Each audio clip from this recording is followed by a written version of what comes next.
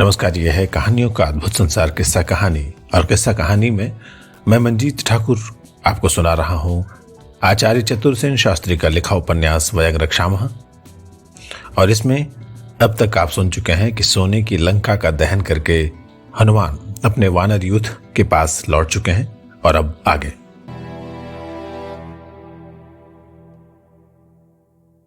वानरों का यूथ उत्साह और उमंग में भरपूर था। अब युद्ध की उमंग उनके रक्त में भरी थी। कार्य साफल्य के श्रेय ने उन्हें अदम्य कर दिया था। वे अब राम को प्रिय संदेश निवेदन करने और लंका पर अभियान करने को बेचैन हो रहे थे। वे परस्पर उत्साहवर्धक बातचीत करते जा रहे थे। शीघ्र ही वे सुग्रीव के सुरक्षित मधुवन में जा पहुंचे। सुग्रीव का मामा दधिमुख वहां का रक्षक था। उसकी तनिक भी आन न मानकर वे मधुबन में उत्पात मचाने और मधुपान करने लगे। उनके उत्पात से क्रुद्ध होकर दधिमुख ने सुग्रीव से निवेदन किया। सुग्रीव ने हंसकर कहा, समझ गया, वे कार्य सिद्ध करके आ रहे हैं, तभी उन्होंने ये साहस किया है। उन्होंने अवश्य ही भगवती सीता का पता लगा लिया है। उनके उत्पात हृदय के आनंद द्योतक हैं। जाओ, उनसे कहो मैं उन पर प्रसन्न हूं, उनका अपराध क्षमा करता हूं। अब तुम हनुमान आदि प्रमुख वानरों को शीघ्र मेरे पास भेज दो। दधिमुख ने स्वामी का यह भाव देखा तो मधुबन में जाकर अंगद से विनम्र भाव से कहा, आप युवराज हैं, हमारे स्वामी हैं, हमारा अविनय क्षमा कीजिए तथा मधुबन में यथेच्छ विहार कीजिए, यथेच्छ मधुपान कीजिए। अब आप और हनुमान प्रमुख युद्धपति महाराज सुग्रीव की सेवा में उपस्थित हों, वानरराज प्रतीक्षा कर रहे हैं। इस पर अंगद ने कहा, वीरों, यद्यपि मैं युवराज हूं तथापि आप लोगों पर शासन नहीं कर सकता। आप लोगों ने महान कार्य संपन्न किया है। आप प्रशासन करना आपका अपमान करना है। अंगद की ये वचन जामवंत ने कहा, युवराज, आपके समान ऐसे वचन कोई नहीं कह सकता। स्वामी होकर भी अपने अधीन जनों से कौन इस प्रकार की बातें करेगा। चलिए अब श्री राम की सेवा में चलकर प्रिय संदेश निवेदन करें। श्री राम के निकट पहुंचकर मारुति हनुमान ने आगे बढ़कर राम के चरणों में प्रणाम कर निवेदन किया, हे सीतापते, आपके आशीर्वाद से मैंने भगवती सीता के दर्शन कर लिए। वे अपने प्राण त्यागने के लिए उपवास कर रही हैं। महाराज, मैं 100 योजन दुर्धर्ष समुद्र का लंघन कर लंका पहुंचा, जो समुद्र के बीच दक्षिण में है। वहां मैंने अशोक वन में भगवती सीता को पतिव्रत के कठोर नियमों का पालन करते हुए देखा है। वे शरीर से कुशल हैं। अपने जीवन को अप्रिय समझकर भी वो जीवित हैं। भयानक राक्षसियां उन्हें हर समय घेरे रहती हैं, उन्हें डराती धमकाती हैं। भगवती सीता उन राक्षसियों की सभी यातनाएं सहती हैं। वे एक ही चोटी करती हैं, भूमि पर सोती हैं। उपवास से उनका शरीर क्षीण हो गया है। वे अत्यंत दयनीय दशा में जीवन के शेष दिन ज्यों-त्यों करके व्यतीत कर रहे हैं। तो निरंतर आप ही के ध्यान में मग्न रहती हैं। मैंने उन्हें आप ही के ध्यान में रत दीनावस्था में देखा है। मारुति के ये वचन सुनकर राम ने उठकर मारुति को हृदय से लगाया। तब हनुमान ने सारा वृत्तांत सुनाकर सीता की दी हुई मणि राम को दी, जिससे राम को पूरी प्रतीति हो गई। तब हनुमान ने कहा, अब भगवती की जीवन अवधि में केवल 1 मास ही शेष है। राम ने मणि को छाती से लगाकर आंखों से अश्रुजल गिराते हुए सुग्रीव से कहा, हे मित्र, इस मणि को देखकर आज मैं शोक सागर में डूबा जा रहा हूं। यह मणि समुद्र से निकली हुई है। मेरे ससुर को प्रसन्न होकर देवताओं ने दी थी। उन्होंने मेरे विवाह के अवसर पर अपनी पुत्री सीता को दी। सीता इसे सदा मस्तक पर धारण करती थी। अब पवन कुमार ने मुझे वृत व्यक्ति को अमृत के समान यह मणि देकर मेरी निराशा दूर की है। पर सीता के बिना यह मणि देखकर मैं धैर्य कैसे रख सकता हूं। हे मित्र, अब विलंब का क्या काम है। चलो दुरात्मा रावण के चंगुल में फंसी हुई विदेह नंदिनी का हम उद्धार करें। हनुमान ने बड़े साहस का काम किया है। ऐसा काम संसार में किसी और वीर ने नहीं किया। हे वीर मारुति, तुम धन्य हो। भला तुम्हारे सिवा देव, दानव, यक्ष, गंधर्व, नागों में से अजय रावण से रक्षित लंकापुरी में अपने भरोसे जाकर कौन जीतता लौट सका है। तुमने जनक नंदिनी का संदेश देकर मेरी और रघुवंश की रक्षा की है। मेरे पास तुम्हारे योग्य कोई पुरस्कार भी तो नहीं। ये कहते कहते प्रेम विभोर होकर राम ने हनुमान को छाती से लगा लिया। फिर उन्होंने शोक संतप्त हो सुग्रीव से कहा, हे मित्र, सीता का पता लग गया, पर बीच में यह समुद्र बाधक है, उसे पार करना दुस्तर है।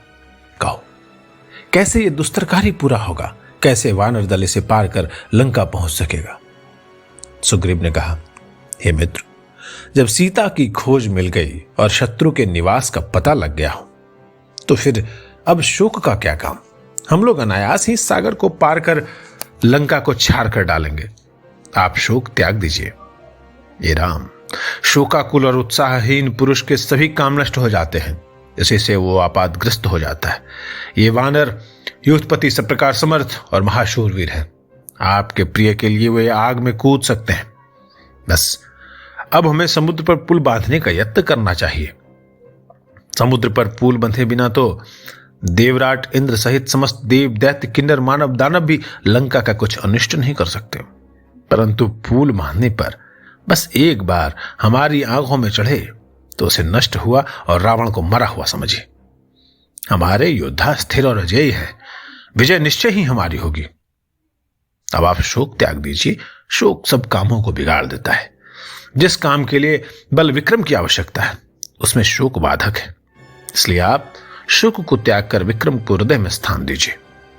आप सब शास्त्रों के ज्ञाता तथा महास्त्रों के अधिपति हैं, अतः हम अपने योग्य मंत्रियों की सहायता से अवश्य शत्रु पर विजय प्राप्त करेंगे।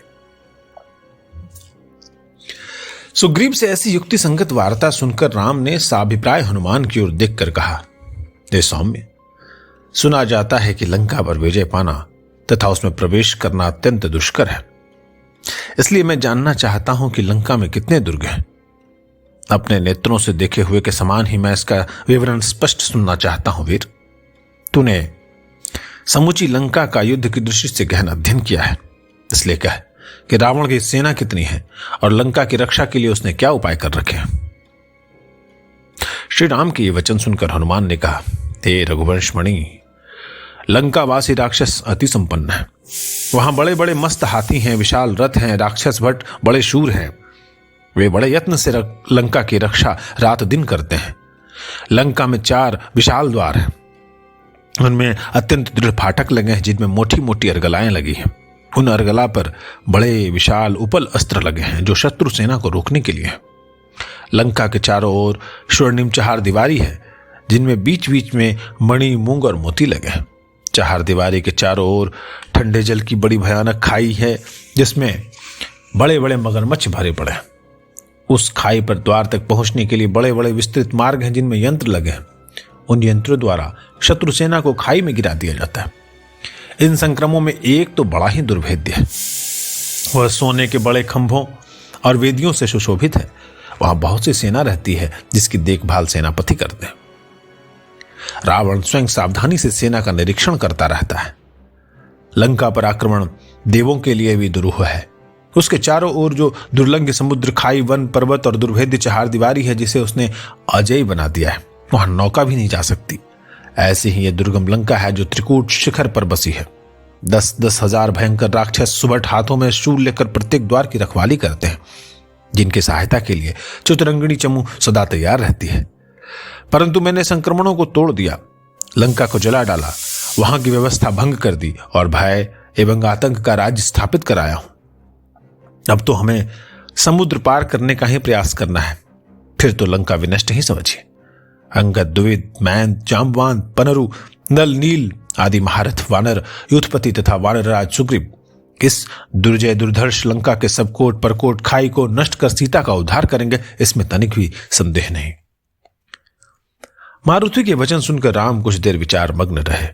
फिर खड़े होकर उन्होंने जलद गंभीर स्वर में कहा, हे वानरेंद्र, हम सब राक्षसों सहित लंका विध्वंस करेंगे। सूर्यदेव अब मध्याकाश में पहुंच चुके हैं। आज उत्तरा फाल्गुनी नक्षत्र है, कल चंद्रमा क्षीण नक्षत्र होगा, इसलिए हमें आज ही विजय की यात्रा करनी है। तो अभी सेना को प्रस्थान की आज्ञा हो।